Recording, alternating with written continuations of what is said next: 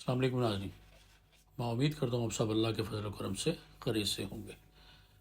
तो library management system का part number 3 पेश खिदमत है। मुझे उम्मीद है आप लोगों ने पार्ट 1 और 2 देख लिया होगा और मुकम्मल उसको बना भी लिया होगा, क्योंकि उसमें हमने मेन उसका सिर्फ स्ट्रक्चर ही बनाया था और एंट्री फॉर्म बनाए थे और कुछ डाटाबेस जो है वो बनाया था। और इंशाल्लाह आज के पार्ट में हम देखेंगे कि हम ऑन शीट जितने भी एक्सेल फार्मूला हमने यूज़ कर रहे हैं हम उनको उनको देखेंगे और इंशाल्लाह फिर उसको नेक्स्ट उसको फिर आगे लेकर चलेंगे। तो चलिए चलते हैं हम आज की वीडियो की तरफ। पिछली वीडियो में हमने इसका सारा तकरीबन स्ट्रक्चर तो बना लिया था और आज हम देखते हैं कि इसके जो ये ऊपर हमने बटन सारे बना लिए थे और उसके ऊपर ये मैंने ये आइकन जो है ये आप गूगल से मैंने जैसे बताया था कि इसे भी लेके लगा सकते हैं आप। ये बटन जो हैं ये सारे हमने इनको एडजस्ट कर लिया था इधर। और ये ऐसे कि आप देखा कि दो दो बटन बनाए थे हमने, एक डार्क कलर में और एक फेड कलर में, ऑन और ऑफ। तो ये आप देख सकते हैं एक ऑन और एक ऑफ है। और उसके बाद नीचे वाले ये जो बटन नज़र आ रहे हैं हमें, सेव और ऐड वाले, और ये साइड साइड पे हमने कुछ छोटा सा एक टेबल बनाया था जो हमें रिक्वायर्ड होगा VBA कोड में जो हम यूज़ करेंगे उसके लिए। तो बुक डाटाबेस रो है, ये हमें चाहिए होगी लोड करने के लिए, जैसे हम लोड करेंगे उसमें ये काम आएगी। उसके बाद उसके बाद इसमें ऐड न्यू होगा, तो ये जो है वो VBA के थ्रू आएगा। बुक लोड फॉल्स VBA के थ्रू आएगा। नेक्स्ट बुक आईडी हमें यहाँ पे मिल जाएगी और वैलिडिटी के लिए हम VBA का कोड नहीं लिखेंगे, यहाँ पे कुछ एक फार्मूला लगा देंगे और इसी को हम यूज़ करेंगे वैलिडेशन के लिए। तो सबसे पहले बुक, इसमें आप देखेंगे कि इसमें मैच का फार्मूला लगा हुआ है कि बुक DB रो कि इफ़ एरर मैच E10, यानी E10 में इफ़ एरर आगे मैच का होगा फार्मूला, E10 में जो कुछ आप लिखेंगे वो मैच होगा। बुक DB हमारा बुक डाटाबेस है, उसकी जो आईडी है बुक आईडी, यानी जहाँ पे हमने बुक आईडी लिखा हुआ है कॉलम नंबर जो A है, ये हमने चूँकि वो हमने टेबल इंसर्ट किए हुए हैं इसलिए पहले टेबल का नाम आएगा और उसके बाद उसका कॉलम का नेम आएगा। उसके बाद कॉमा और आगे ज़ीरो है, ये एग्जैक्ट मैच के लिए। और उसके बाद ब्रैकेट क्लोज +3। 3 हमने ये इसलिए लिखा है कि ऊपर से हमने 3 लाइन छोड़ के, तो लाइन रो नंबर 4 पे हमारा डाटा है, तो ऊपर वाली 3 लाइन हमने इसमें ऐड कर दी है। और उसके बाद फिर कॉमा, और अगर कोई एरर हो तो फिर उसके बाद ये जो डबल कॉमाज हैं, इन्वर्टेड कॉमाज हैं, ये इसका मतलब है कि ब्लैंक हमें मिलेगा और हम ब्रैकेट क्लोज कर देंगे। ये देखिए ये वाली, ये हमारा ये फार्मूला इसमें लग गया। तो ये डाटाबेस में अगर हम ये 1 है, ये आप देख रहे हैं कि बुक आईडी और ये जो 3 लाइन्स हैं वो हमने उसमें कॉपी करनी है। अब ये हमने डाटा इंसर्ट किया हुआ है, ये फर्स्ट टाइम मैं इसमें इसके साथ काम कर रहा हूँ। तो वैसे तो पहले तो किया हुआ है, लेकिन VBA के थ्रू देखेंगे हम कि जब हम डाटा एंट्री करते हैं तो फिर ये हमारे साथ प्रॉपर, अगर वैसे तो बहुत सारे फ़ायदे हैं इसके, लेकिन इसमें कुछ प्रॉब्लम्स भी हैं वो हम देखेंगे। तो अगर तो कोई प्रॉब्लम फेस हुई तो हम इसको दोबारा से ईजिली इसको सिंबल टेबल में भी कन्वर्ट कर सकते हैं। तो ये हमारी बुक आईडी है, ये रो नंबर 4 से स्टार्ट हो रही है, तो इसलिए हमने उसमें फार्मूला में ऊपर में जो 3 लाइन्स हैं उसको +3 कर दिया था ताकि हमारा 4 से ये स्टार्ट हो। ये एक्सेल का सिंपल फार्मूला है इफ़ एरर के साथ, और उसके बाद सेल का रेफरेंस है, टेबल का रेफरेंस है, टेबल के कॉलम का रेफरेंस है, और आगे 0 है एग्जैक्ट मैच के लिए और +3 है, और आगे नोटेड कॉमर्स है। यहाँ पे अगर हम 1 लिखते हैं तो ये देखिए हमारा बुक डेटाबेस रो, यानी ये जो बुक आईडी है ये हमारे डेटाबेस में रो नंबर 4 के ऊपर है। तो ये हो गया। ऐड जो है यहाँ पे हम मैनुअली हम ट्रू लिखेंगे और बुक लोड पे ये हमारा फॉल्स होगा, कि जैसे ही हमारा हम अगर तो कोई नई एंट्री है तो ऐड न्यू जो है ये ट्रू हो जाएगा और लोड फॉल्स हो जाएगा। अगर कोई पुरानी एंट्री है तो ये उसके रिवर्स हो जाएंगे, ऐड न्यू फॉल्स हो जाएगा और बुक लोड जो है वो ट्रू हो जाएगा ऑटोमेटिकली।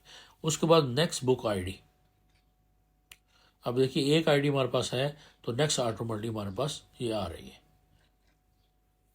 तो नेक्स्ट इसका मतलब हमारे पास 2 होगी, तो 2 जो है वो ऑलरेडी हमारे पास वो शो हो रही है जी। तो इसका फार्मूला है कि इफ़ एरर, ये मैक्स का फार्मूला लगेगा, सेम आगे टेबल रेफरेंस, टेबल आईडी +1 और आगे कॉमा, उसके बाद हम कर देंगे उसको 1। यानी अगर तो हमें आईडी में ये हमें आईडी मिल जाए, मैक्सिमम आईडी मिल जाए तो उसमें +1 हो जाए, और अगर वो हमें ना मिले तो ये 1 से स्टार्ट होगा। यानी अगर हमारे डेटाबेस में कोई भी आईडी नहीं है तो ये आईडी 1 से स्टार्ट होती है। यहाँ पे कुछ भी लिखा, अब 100 भी लिख सकते हैं, 1000 में कुछ भी लिखा जा सकता है। तो इस तरह आगे हमारे पास है वैलिडिटी। वैलिडिटी में सिंपल काउंट ए का फार्मूला लगेगा। हम काउंट ए, यहाँ पे अब आपने रेफरेंस देने हैं अपने एंट्री फील्ड के। आप एक फील्ड रख लें, आप 2 रख लें, 3 रख लें। ये देखिए, ये आप फ़र्ज़ करें ये मैंने 6 फील्ड को सिलेक्ट किया हुआ, 6 फील्ड का वहाँ पे रेफरेंस है कि ये 6 फील्ड जो है ये कंपलसरी हैं। अगर ये फील्ड ना हो तो हमारा डाटा जो है वो सेव नहीं होगा। हमें एक एरर मैसेज मिल जाएगा। जैसे हम सेव को प्रेस करेंगे तो हमें एक एरर मैसेज मिल जाएगा कि आप जो है पहले जो रिक्वायर्ड फील्ड हैं उनको फिल करें। तो फिर हमारा जो आगे प्रोसेस जो है वो आगे चलेगा सेव वाला। तो वैलिडिटी के लिए हम सिंपल ये काउंट का फार्मूला लगा लेंगे, और इस काउंट के फार्मूले को यहाँ पे जो भी रिज़ल्ट होगा इस रेफरेंस में, यानी B12 के अंदर, उसको हम यूज़ करेंगे फ़िलहाल उस VBA में इसको करने के लिए। और ये सेम जितने भी फार्मूलाज हैं वो सेम यहाँ पे कॉपी होने, सिर्फ उसका क्या चेंज होगा, टेबल का रेफरेंस चेंज होगा। और ये देखिए इशू टेबल और बुक आर आईडी, जो बुक इशू आईडी है वो रेफरेंस इसका यहाँ पे आ गया है। तो ट्रू फॉल्स सेम है। उसके बाद ये भी बिल्कुल सेम मैक्स का फार्मूला है, और उसके बाद वैलिडिटी जो है ये भी सेम है, 6 डिजिट वैलिडिटी है। तो इसी तरह आगे अगर लाइब्रेरी मेंबरशिप में आते हैं वो भी सेम वही होगा। लाइब्रेरी स्टाफ में भी वैसे लगेगा, और ट्रांजैक्शन को भी हम सेम फार्मूला लगाएंगे, और चेंज उसमें सिर्फ आएगा हमने जो टेबल और उसके कॉलम का जो रेफरेंस है वो हमने देना है, और जो हमारा लुकअप रेफरेंस होगा, टेबल का रेफरेंस होगा, वो आप उसको देंगे। और यहाँ पे 2 लिस्ट लगी हुई हैं, यहाँ पे भी हम सेलेक्ट करेंगे उसको, और नीचे वाले को भी सेलेक्ट करेंगे। इसके लिए क्या होता है कि आप डाटा वैलिडेशन में जाते हैं, ये ऑलरेडी सिंपल है, मैं बहुत बता चुका हूँ। और उसके बाद सेटिंग में जाके हमने अलाउ में जो वैलिडेशन क्राइटेरिया है उसमें चुनना होता है लिस्ट को, और लिस्ट के बाद जो हमने डायनामिक एक लिस्ट बनाई होती है उसका यहाँ पे रेफरेंस दे देते हैं इक्वल के साथ। अगर आपको याद नहीं है तो F3 प्रेस करेंगे आप यहाँ पे आके, तो जितने भी आपके रेफरेंस होंगे वो आपके आ जाएंगे। तो ये हमने सेटिंग में एक शेल्फ्स के नाम से एक बनाई थी, वो हमने यहाँ पे उसको वैलिडेशन लगा दी, लिस्ट बना दी यहाँ पे। और इसी तरह अगर हम बुक इशू एंड रिटर्न पर जाते हैं तो वहाँ पे भी हमने मेंबरशिप जो है उसमें एक वैलिडेशन हमारी लगी हुई है। तो जैसे ही हम यहाँ पे मेंबर सेलेक्ट करेंगे तो मेंबर का पूरा जो डाटा है वो नीचे वाले कॉलम जो रोज़ हैं उनके अंदर आ जाएगा। फर्स्ट में हम सेलेक्ट करेंगे, और नीचे वाली रोज़ में सिंपल वी लुकअप का फार्मूला है कि if error V lookup J27, J27 में जो डाटा हो उसको हमने लुकअप करना है। लुकअप वैल्यू हमारी वो है। और टेबल अरे जो है आपके MEMDB, टेबल अरे का नाम क्या है, मेंबरशिप डेटाबेस है। और कॉलम इंडेक्स, कॉलम किस में हमारा डाटा, वो कॉलम नंबर 3 में है। और आगे 0 जो है वो है एग्जैक्ट मैच के लिए। और उसके बाद हम इसको फॉर्म करेंगे क्लोज, और फिर इसी को आगे हम ब्रैकेट क्लोज, इन्वर्टेड कामाज में हम देंगे डबल कोट, और उसके बाद हम ये सेम फार्मूला बाकी लिए कॉपी करेंगे, और सिर्फ हम कॉलम नंबर चेंज करेंगे। उसके बाद बुक नेम है, तो हम ये चाह रहे हैं कि बुक नेम यहाँ पर आए बुक इशू में, तो बुक कैटेगरी जो है वो खुद आ जानी चाहिए। तो इसके लिए भी हमने बुक नेम की जगह पे बुक लिस्ट लगा दी है, और इसका कलर भी हम जो है वो सेव कर देते हैं ताकि हमें पता चले कि हमने यहाँ पे मैनुअली लिखना नहीं है, सेलेक्ट करना है। ये हमने जैसे ख्वाब लिखा तो नीचे हमारी कैटेगरी इसकी आ गई है कि ये जो बुक है ये है कैटेगरी इस कैटेगरी की है। तो उसमें भी सिंपल वी लुकअप का फार्मूला है। E29 को हमें लुकअप करना है। टेबल रे हमारा है कि बुक DB जो है उसका B3 से लेके C तक हमने 2 कॉलम को एज अ DB ले लिया है, और उसके बाद कॉलम नंबर 2 जो आगे नज़र आ रहा है वो कॉलम नंबर 2 के अंदर हमारी वैल्यू है और 0 एग्जैक्ट मैच के लिए है, आगे ब्रैकेट क्लोज कामा और इन्वर्टेड कामा उसके, अगर एरर है तो ब्लैंक रहेगा। इसी तरह अगर लाइब्रेरी मेंबरशिप में ऐसा कोई फार्मूला नहीं लगा हुआ और लाइब्रेरी स्टाफ में भी कोई फार्मूला नहीं है और ट्रांजैक्शन में भी आकर इसके ऊपर भी ऐसा कोई फार्मूला यूज़ नहीं है। तो आगे हम चढ़ते हैं अगर डेटाबेस पे, तो जो हमारा बुक्स डेटाबेस है इसके ऊपर तो कोई ऐसा फार्मूला हमने यूज़ नहीं किया, लेकिन जो book issue and return database है उसमें एच तक हम डाटा फॉर्म से लेंगे और बाकी जो 4 कॉलम हमने इंसर्ट किए हुए हैं, यानी एच के बाद आई जे और के और एल जो है उसमें हम डाटा जो है वो खुद लिखेंगे, वो थ्रू फार्मूला के लेंगे। तो यहाँ पे फार्मूला लगाएंगे, रिटर्न डेट तक हमारे पास आएगा। और आगे डिले डेज हैं, यानी डेज हम देख लेंगे कितने हैं, और टोटल डेज आ जाएंगे और पर डे चार्जेस हमारे आ जाएंगे और टोटल चार्जेस हमारे आ जाएंगे। तो डिले डेज देखिए कि इफ़ H4, अगर तो H4 ब्लैंक है तो फिर तो ब्लैंक ही रहे, अगर H4 रिटर्न डेट नहीं डाली तो फिर ये ब्लैंक ही रहे, इसमें कोई ज़रूरत नहीं है कुछ भी करने की। अदरवाइज H4 में से -G4 कर दें, यानी जो H4 की डेट होगी उसमें -G4 होगा तो हमारे पास रिज़ल्ट हमारा आ जाएगा। तो जो डिले डेज हमने निकाल लिए हैं और उसके बाद हमारे टोटल डेज हैं, तो टोटल डेज में हम इसको जमा कर देंगे कि इफ़ I4, अगर I4 ब्लैंक है इफ़ के साथ इसको यूज़ करेंगे ताकि हम एरर मैसेज को जो है वो अवॉइड किया जा सके। अगर तो डिले डेज ब्लैंक हैं तो ये ब्लैंक ही आ जाए, अदरवाइज G4 माइनस F4, यानी G4 इशू डेट से, यानी ड्यू डेट से इशू डेट माइनस होगी और प्लस I4 उसमें डिले डेज आ जाएंगे, यानी टोटल नॉर्मल डेज फर्ज करें 30 डेज हैं और 30 डेज के बाद जो डिले डेज हैं रिटर्न के हिसाब से वो उसमें प्लस होंगे तो टोटल डेज आ जाएंगे।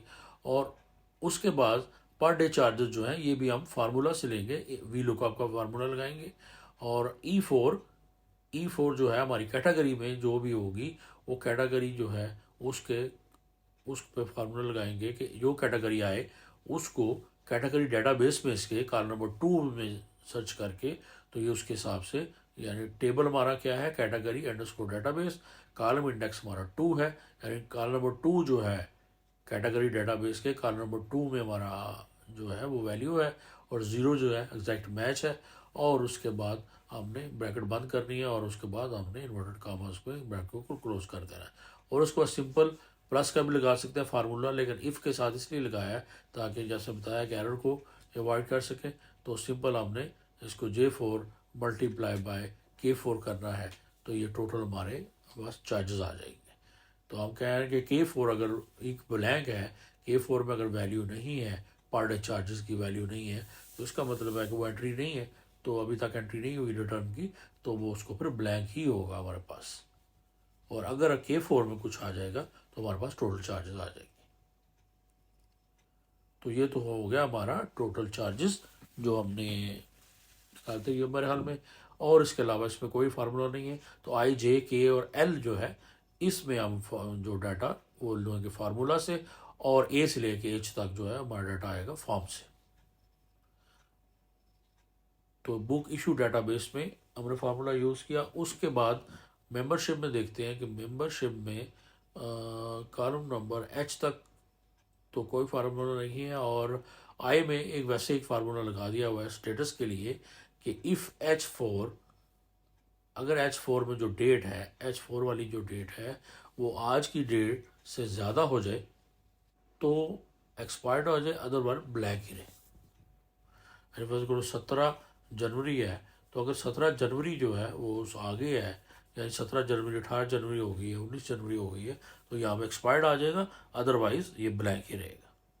तो टेबल में इंसर्ट करने का ये है कि पहली लाइन में जब आप लिखते हैं तो दूसरी लाइन में फार्मूलाज वगैरह जितने भी होते हैं वो डाटा ऑटोमेटिकली दूसरी लाइन में कॉपी हो जाता है, फार्मूलाज वगैरह कॉपी हो जाते हैं। और बाकी जैसे आप लाइन लिखते हैं तो ये खुद ही जो बैकग्राउंड इसका फॉर्मेट है ये उसको एक्सटेंड करता जाता है हमारे डाटा के साथ साथ। हम ये भी लिख सकते हैं कि equal or greater than, equal or less than, ये भी किया जा सकता है। और सिंपल आपने जैसे ग्रेटर देन किया है तो वो भी किया जा सकता है। आगे स्टाफ वाला है उसके अंदर में हमें कोई भी फार्मूला नहीं लगा हुआ, उसमें भी ऑन शीट ऐसा कोई एक्सेल का फार्मूला नहीं है जिसको हम डिस्कस करें। और उसके बाद ट्रांजैक्शन है, ट्रांजैक्शन में भी ऐसा कुछ नहीं है। और ये सेटअप है, सेटअप में जैसे कि मैंने बताया था कि बुक कैटेगरी और चार्जेस पर डे, ये एक सेटअप है। इसको लहदा भी मैंने इसकी डायनामिक शीट बनाई हुई है, और एक डेटाबेस जो है इसको पूरे को सिलेक्ट करके तो एक नाम रख दिया उसका कैटेगरी _DB, कैटेगरी डेटाबेस। और इसके कारण नंबर 2 में ऐसे डमी से चार्जेस हैं, ये आपने अपने हिसाब से इसको ज़्यादा या कम कर सकते हैं। पहले आप इस बुक को भी डायरेक्ट रेट लगा सकते हैं, लेकिन बुक को रेट लगाने से बेहतर है कि ऐसी कैटेगरी कम होती है तो हम इसी को रेट वगैरह लगा सकते हैं ईजिली। उसके बाद हमारा जो रह गया है इसमें मेरे हाल में आज के फार्मूलाज जो हैं वो हमने तकरीबन सारे देख लिए। और इंशाल्लाह अब इस वीडियो को करते हैं यहीं पे स्टॉप, ज़्यादा लंबा नहीं करते इसको, कि आज में हमने इसकी वीडियो में सिर्फ शीट में जो एक्सेल फार्मूला यूज़ किए थे वो हमने देखा है, और थोड़ी सी जो वैलिडेशन हम लगाते हैं डाटा वैलिडेशन में जाते हैं, लिस्ट वगैरह बनाते हैं, वो हमने लगाई है इसके अंदर। और नेक्स्ट वीडियो में इंशाल्लाह हम फॉर्म पे काम करेंगे कि इस फॉर्म को जो हाइड और अन हाइड वाला जो इसमें इफ़ेक्ट है कि एक टाइम पे हमें एक ही फॉर्म नज़र आएगा, और जैसे ही हम ऊपर और बटन सेलेक्ट करेंगे तो हमारा वो जो रिक्वायर्ड फॉर्म होगा वो डिस्प्ले होगा। तो इंशाल्लाह फिर मिलते हैं नेक्स्ट वीडियो में। तो मुझे दीजिए इजाज़त नेक्स्ट वीडियो तक। अपना बहुत ख्याल रखिए। अल्लाह हाफ़िज़।